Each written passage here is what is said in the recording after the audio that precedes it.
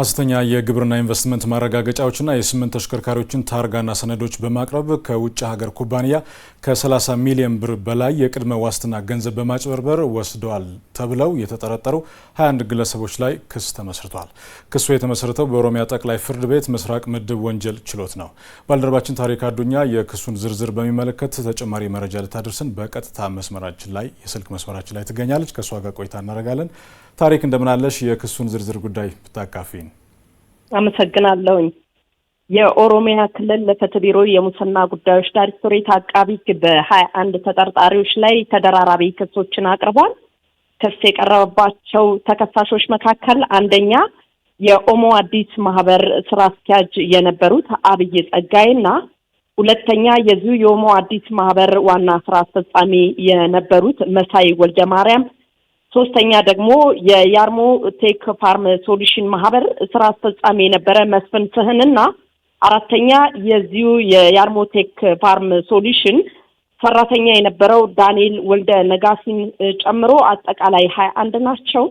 እነዚህ ተጠርጣሪዎች ላይ በተለይም አቃቢ ከአንደኛ እስከ ስድስተኛ በተጠቀሱ ተከሳሾች ላይ ተደራራቢ ክስ አቅርቧል። ይህም በአንደኛውና በሁለተኛ እንዲሁም በሶስተኛ ክስ ላይ ነው የጠቀሰው።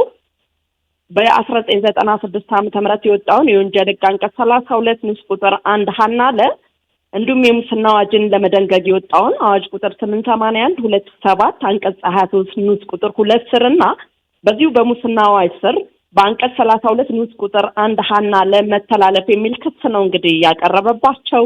በቀሪ ተከሳሾች ላይ ደግሞ የህገ ወጥ መንገድ የተገኘ ገንዘብን ወይ ንብረትን ህጋዊ አስመስሎ ማቅረብን ወይም መጠቀምን ለመደንገግ የወጣውን አዋጅ ቁጥር 780/2005 አንቀጽ 29 ንዑስ ቁጥር 2 ስር የተመለከተውን ድንጋጌ መተላለፋቸውን ጠቅሶ ዝርዝር ክስ አቅርቦባቸዋል። በዚህ ባቀረበው ዝርዝር ክስ ላይ እንደተመለከተው በተለይ ከአንደኛ እስከ ስድስተኛ ተራ ቁጥር የጠቀስኳቸው ተከሳሾች በታህሳስ 26 ቀን 2016 ዓ.ም ከጧቱ 4 ሰዓት ሲሆን በተለይ እነዚህ ተከሳሾች ከሶማሌ ክልል በኢንቨስትመንት ግብርና ስራ የተሰማሩ መሆናቸውን የሚጠቅስ ሐሰተኛ ሰነዶችን የ3000 ሄክታር መሬት እንዳላቸው የሚያመላክት ሐሰተኛ ይዞታ ማረጋገጫ፣ ሐሰተኛ የዚሁ ከሶማሌ ክልል የተሰጠ ኢንቨስትመንትና የሶማሌ ክልል ንግድ ቢሮ የተሰጠ የሚመስል ሐሰተኛ ሰነዶችንና የስምንት የእርሻ መሳሪያ ትራክተር ተሽከርካሪዎችን ታርጋውንና ሌሎች ሐሰተኛ ሰነዶችን በመያዝ ወደ ጆርጅ ሾ የውጭ ኩባንያ ማቅነታቸው ነው አቃቢ በክሱ ላይ ያመላከተው። እነዚህ ግለሰቦች ወደዚህ ኩባንያ ሲያቀኑ የተሳሳተ ግንዛቤ በመጠቀም የራሳቸውንም ማንነት ቀይረው በተለይ በግብርና ኢንቨስትመንት ላይ መሰማራታቸውን ጠቅሰው ነው ለጆርጅ ሾ ለተባለ ኩባንያ ሐሰተኛ ሰነዶችን ማቅረባቸው የተመላከተው። ይህንን ሐሰተኛ ሰነድም ተጠቅመው በተለይም ከዚህ ኩባንያ 30 ሚሊዮን 429,270 ብር በሚያዝያ 4 ቀን 2016 ዓ.ም በተለይ 10% ዋስትና ቀደም ሲል የጠቀስኩትን ሐሰተኛ ሰነድ አስይዘው ይህንን በቼክ መቀበላቸውንም ነው አቃቢ በክሱ ላይ ያመላከተው።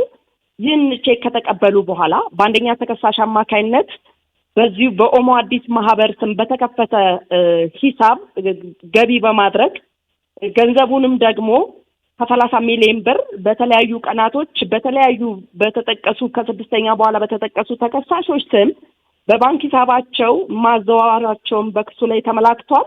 እነዛ ተከሳሾችም ደግሞ ገንዘቡን ከባንክ አውጥተው በሌሎች ግለሰቦች ስምም ገንዘቡን ያስተላለፉ መሆናቸው በክሱ ላይ ተመላክቷል።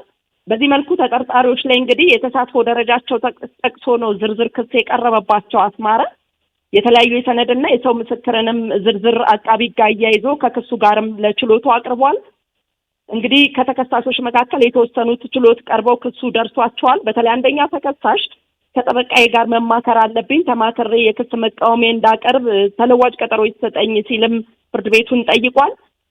እንደ አጠቃላይም ፍርድ ቤቱ በክሱ ላይ መቃወሚያ ካላቸው ተማክረው ከጠበቃቸው ጋርም እንዲቀርቡ፣ ያልቀረቡ ቀሪ ተከሳሾችን ደግሞ ፖሊስ እንዲያቀርባቸው በማዘዝ ለታህሳስ 27 ቀን 2018 ዓ.ም ተለዋጭ ቀጠሮ ነው የሰጠው። እኛም በዚህ መዝገብ ላይ እንግዲህ ፍርድ ቤት በቀጣይ የግራ ቀኝ ማስረጃዎችን መርምሮ የሚሰጠውን ውሳኔዎችን ብይኖችንም እንደዚህ ተከታትለን ለተመልካቾቻችን የምናቀርብ ይሆናል።